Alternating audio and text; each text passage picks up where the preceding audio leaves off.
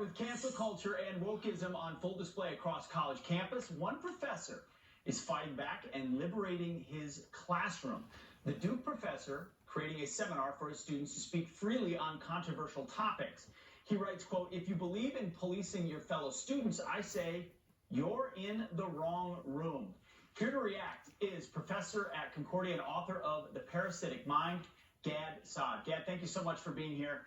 It's great to see this. Open exchange is what we should have. Is this a good news story because it's happening, or is it a bad news story because it takes one professor and a special seminar to actually make it happen?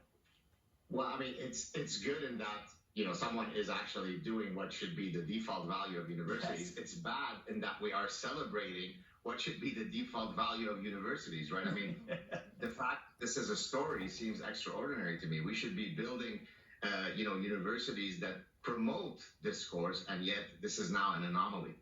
So could you walk into a regular classroom in academia today and say, hey, if you're into cancellation, this is the wrong class for you? Or do you really have to intentionally signal to students only free thinkers in this class? I mean, why can't you just give that caveat at the beginning and then have an open conversation?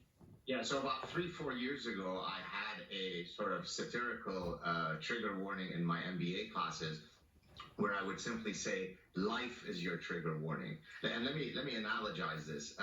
In evolutionary medicine, there's the concept called the hygiene hypothesis. If you want your children to not suffer from asthma, you expose them to allergens so that their immune system could be, quote, triggered to be able to respond properly to these pollutants. Well, your brain needs to be exposed to opposing ideas, right? Those pollutants called opposing ideas are needed for our brains to maximally function. So that's what we need to return to.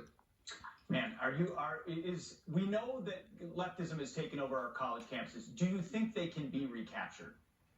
It can be if, the silent majority, most of whom despise this nonsense, if they all speak up in unison. I receive thousands and thousands of emails from fellow professors, from students, from parents of students who say that they've had enough, but then they always put at the end of the email, now, if you read my email on your show, professor, please don't mention my name. You have to lose that reflex. You have to be a honey badger. If we speak, we will win. Honey badger don't give a, it's true. Professor, thank you so much. Appreciate your time. My pleasure. Cheers. You got it. Cheers.